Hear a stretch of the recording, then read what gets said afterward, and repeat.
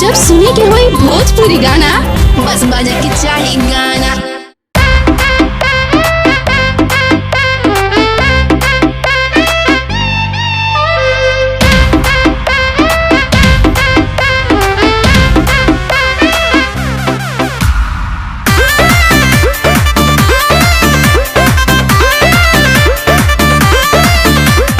मस्ती में सब डोल रहे हैं, वाइन वाटर खोल रहे हैं, तुम भी पी लो इससे भैया।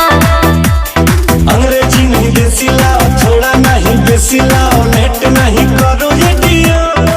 हमको चढ़ाने दो, कॉकटेल बनाने दो, कर लो तुम भी जरा सा सबर।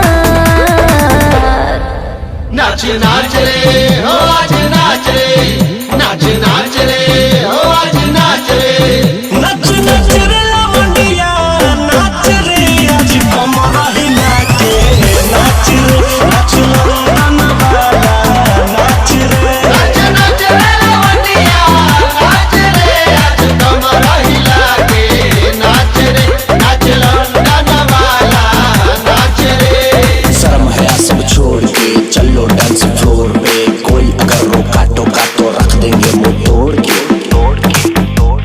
मस्ती वाली शाम है, दारू वाली जाम है, पूरी दुनिया जानती है ये लौंडा बदनाम है।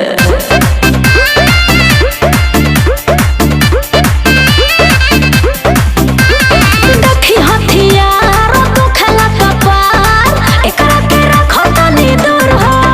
आज रात बड़ी तू तो हमार हो, करो फायरिंग आज धुआंधार हो। अरे डीजे काहे बंद हुआ रे? जनरेटर बंद हो गया भैया। तो चालू कर जनरेटर।